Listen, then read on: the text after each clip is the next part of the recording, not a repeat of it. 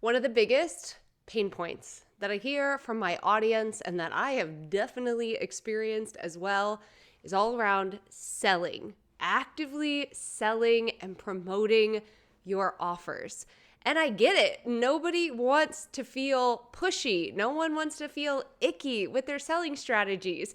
And so today I want to share with you how I authentically sell online and some of my top tips to authentically sell and make money online, and some of the things that we absolutely need to stop doing. This is the Authentic Brand Builders Podcast with Michelle Knight. Welcome back to the podcast, Authentic Brand Builder. Today's episode is all about authentic selling. It's perfect for us, right? We are authentic brand builders. We need to sell because making money is what makes us business owners, but we want to do it in a truly authentic way. Now, recently I was doing what I normally do on social media, which was market research, and I was in a broadcast channel and everyone was talking about selling. The specific influencer had asked a question, what are your thoughts around selling? And the responses were not a shock to me, but the intensity of the responses definitely blew me away. I mean, this whole concept of not sounding icky while selling or not being pushy or promo-y has been something that I've been talking about, reading about, learning about for years, 8 years of being a business owner. It's really been at the center of how I run my business and also a few modules in my programs. So I understand the desire to authentically sell online. And today I want to share with you some of my tips, some of the things that I do, a mindset hack that has completely transformed how I actively sell. But before we get into that, I just want to set the record straight. It's okay to sell online.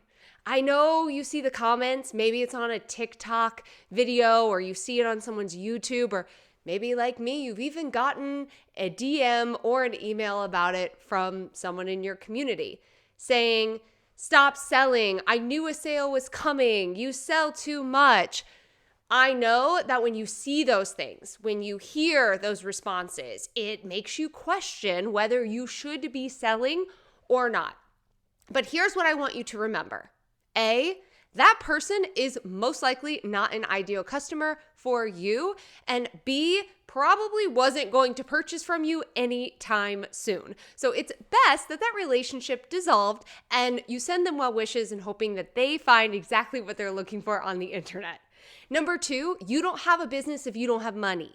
You need to be bringing in money. And the way to bring in money is to actively be talking about your products and your services. If you don't actively talk about them, if you don't share an opportunity with your audience, they don't oftentimes know that it even exists.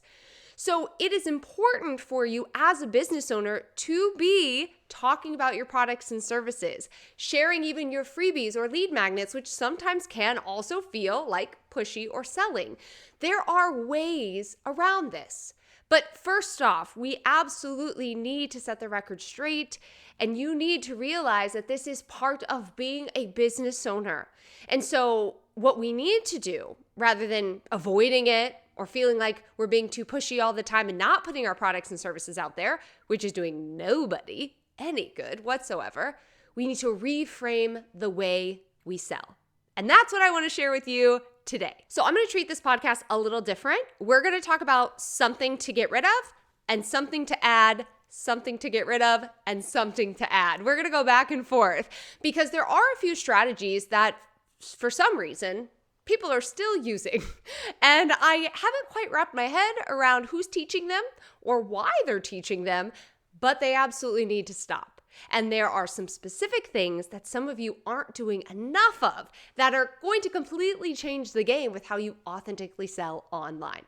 So the very first thing that needs to go is cold DMing.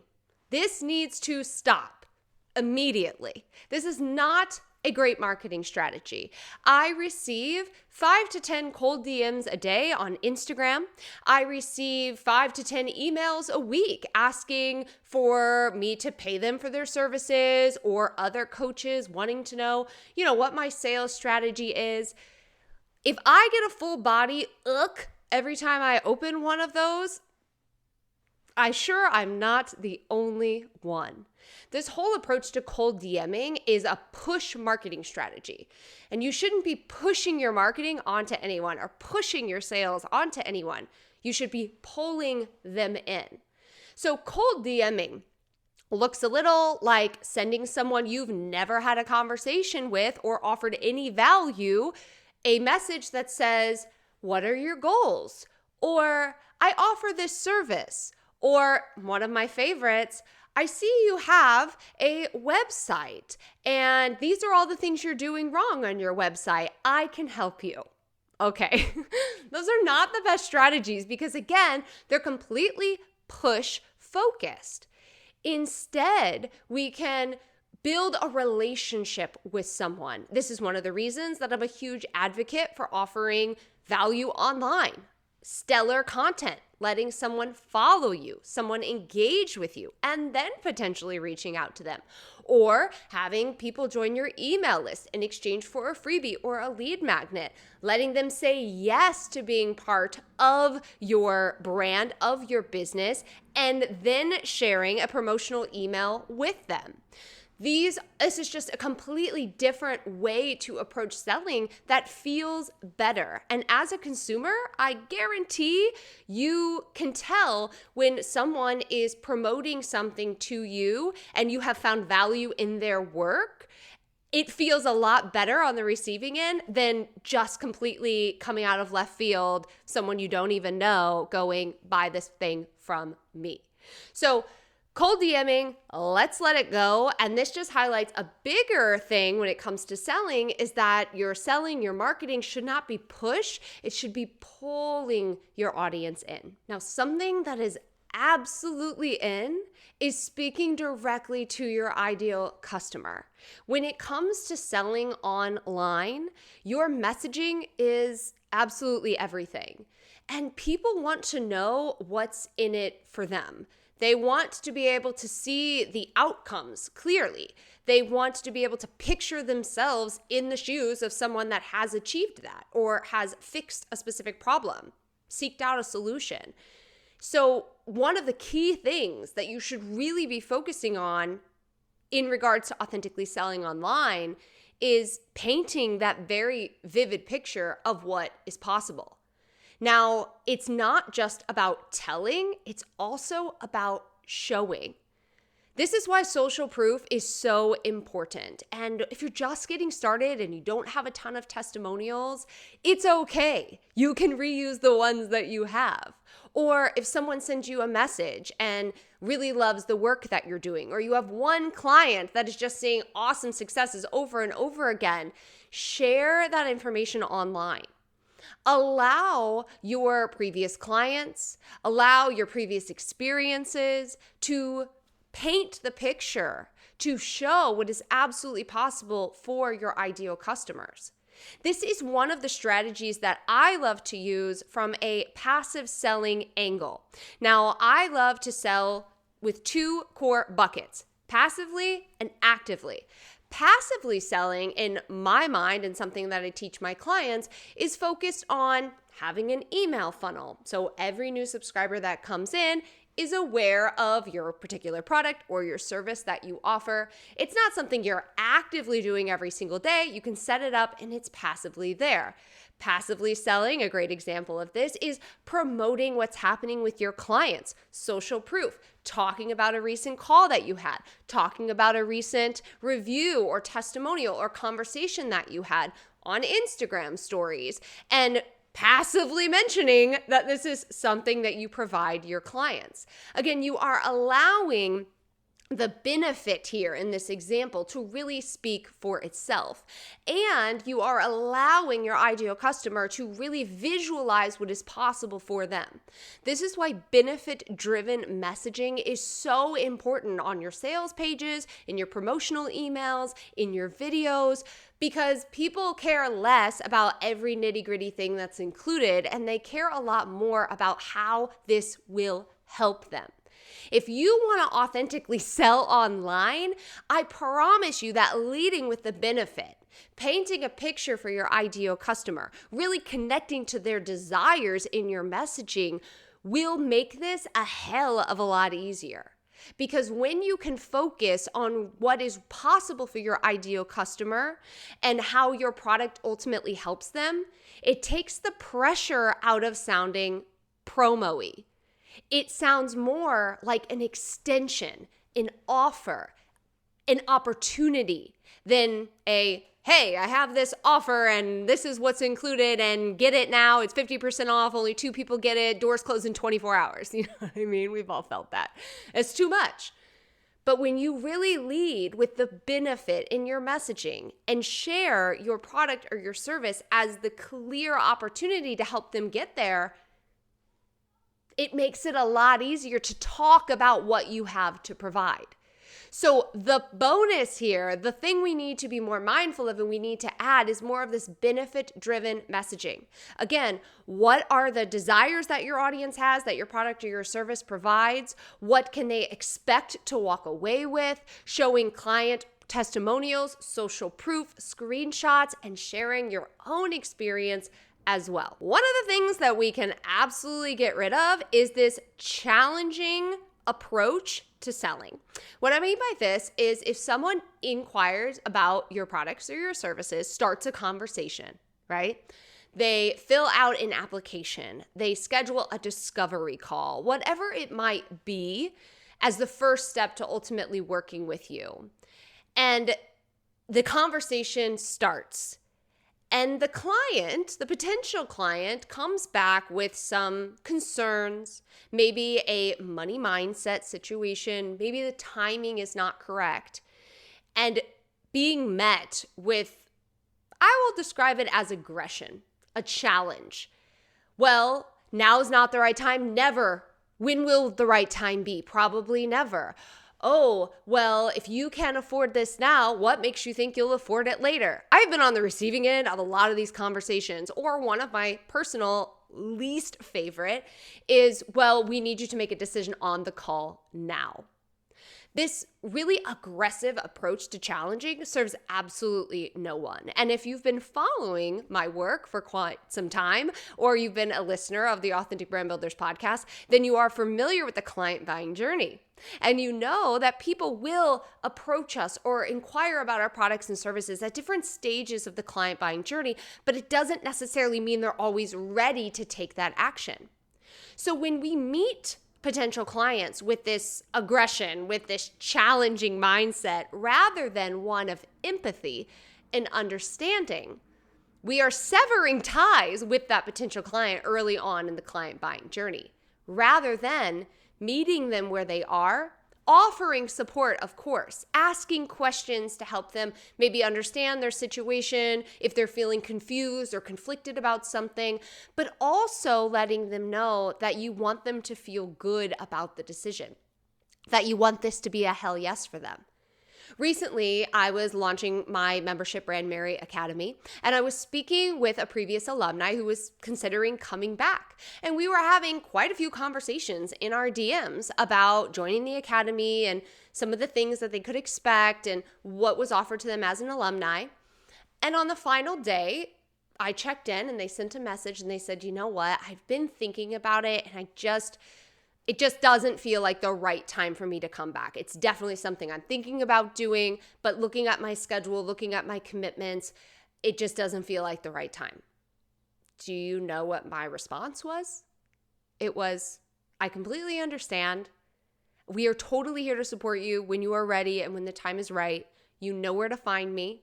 As an alumni, I'll give you an opportunity to join and let me know if you have any questions. And that was it. Because I know and I trust that that person, when they are ready to come back, or they are ready to move forward, or they are ready to maybe move into one-on-one or something like that, that they're going to come to Brandmerry because of the experience that they have had. And so what I really think about this approach to selling, or let's say, the lack of aggression, the lack of challenging, is that you're creating a safe space for your community. You're creating a space that they want to return to. You're creating a positive situation for them that will have them coming back down the line. You're trusting yourself. You're trusting your brand that this isn't a lost sale. And I've seen this time and time again with people who have said no to me at one particular time and have come back to work with me for years in different products and different services, creating a customer lifetime value for that particular customer of $10,000. Imagine what might have happened if I had met them with a lot of pushback rather than creating that safe space.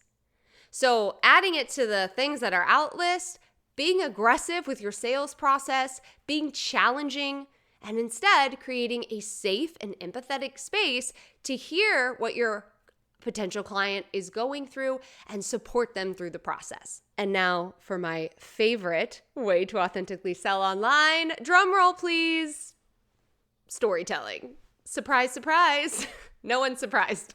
Storytelling is the easiest way to authentically sell online.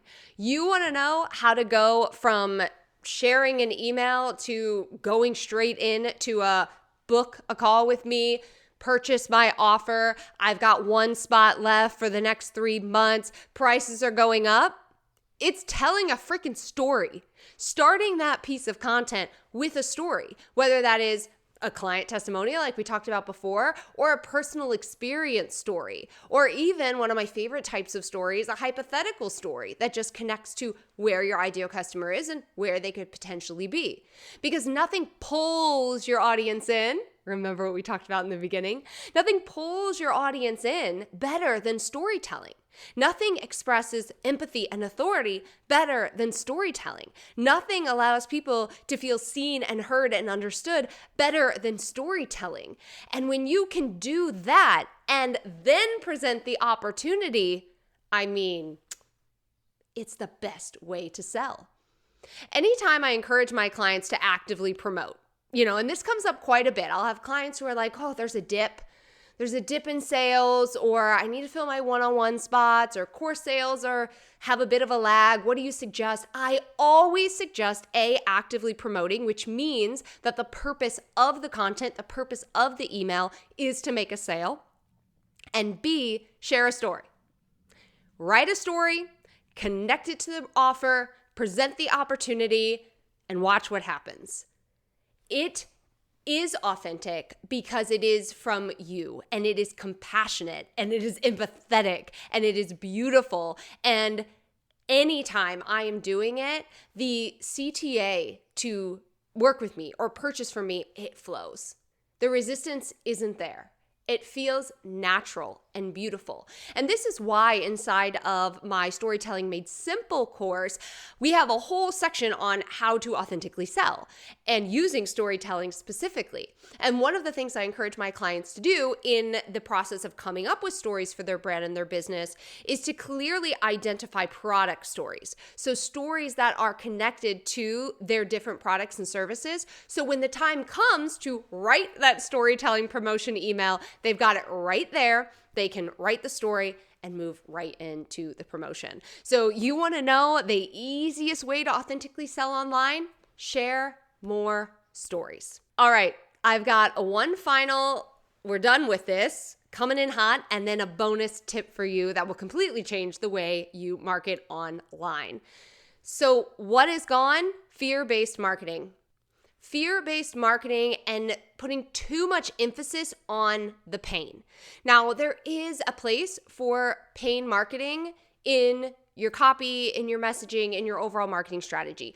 Why? Because sometimes our ideal customers who are at the beginning stages of the client buying journey have not yet realized what the solution is. Maybe they haven't even clearly figured out what they want, but they do know what they want to avoid or what they no longer want to feel.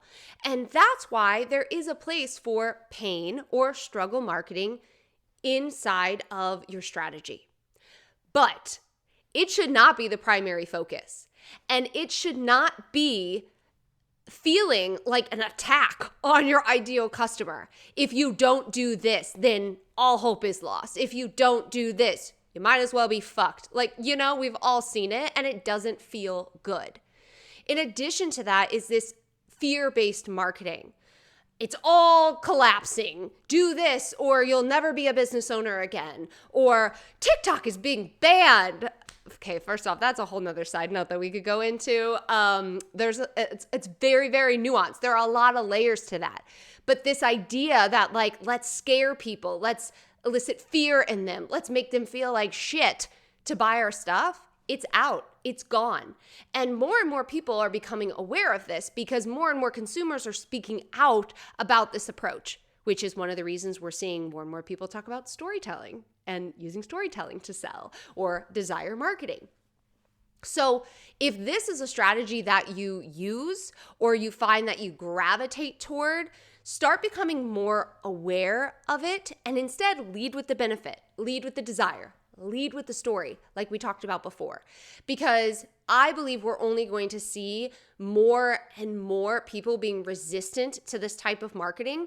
And I will also argue, I believe that this type of marketing attracts the wrong buyer. And what I mean by that is it's someone who's buying because they're afraid of losing something or they're afraid of something happening rather than feeling like this is possible for them, or with this, they're going to be able to do X, Y, and Z.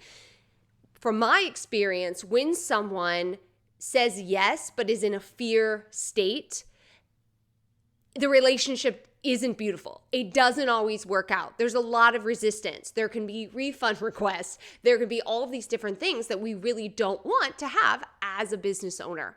And we can avoid this by not focusing on those tactics in our messaging and marketing. And now for what I think is the ultimate authentic selling hack. Your selling doesn't actually come down to that one single moment that you talk about your product or your service. It isn't because you sent one email that suddenly got all of these responses and all of these sales.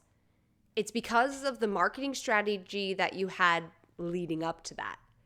When we can take the pressure off of promoting ourselves, promoting our products, promoting our services, and instead realize that it's not that one singular moment that gets someone to take action, it's all of the beautiful interactions and value and conversations that happen before that in your marketing, it makes selling more fun. When you realize that your marketing strategy really is your selling strategy, A, you're going to want to market more, and B, it takes the pressure off of talking about your products and services. Selling should be a natural extension of your marketing strategy. When you are offering value online and saying, if you want to take the next step, here's an opportunity for you. When you're sharing a story or a personal experience or a client testimonial and saying, if you would like similar results or you would like to have X, Y, and Z goals, or you would like to see if this is a good fit for you, take this next step. It's natural. It's authentic. It's not pushy. And it doesn't come down to that little one moment that completely changed the game for you. It's the bigger picture. It's everything leading up to that. This is why I'm such an advocate for leading with value, providing a safe space, letting my clients feel seen and heard, and my community members, potential clients, as well as sharing my story and my personal experiences and those of my clients. Because all of those little things help move someone through the client buying journey that get them to the point where they see that email and they say yes.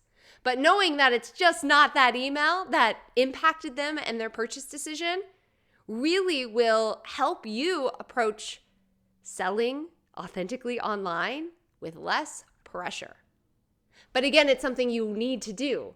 It's something you can't avoid. We need to be selling. We need to be making money as business owners. And I hope that this episode really helped you reframe some of the strategies you might be seeing online, offer a different approach, share some things I really encourage you to start implementing or prioritizing, and look at your marketing strategy in such a completely different way. This is one of the reasons that I love teaching sustainable marketing, because to me, marketing really is part of brand building. It is part of people wanting to connect with you, wanting to hear from you, building that brand affinity. when you show up and you share value, when you show up and you offer solutions, when you show up and you share stories, it is all part of a marketing strategy that leads to a better brand. And when you have an approach like this to marketing and brand building, the revenue comes. So do yourself a favor, put on your calendar for the next 30 days when you will actively promoting your products and services and test out a few of these things and let me know how you do. All right, I will be back with another episode next week. We've only got a few more episodes before I take my summer break. If you want to learn more about my summer break strategy, I have a whole video where I actually recapped how I prepare for summer and how I use my sustainable marketing strategies to do just that. I'm going to link that video here so you can check it out, and I'll see you next week for another episode.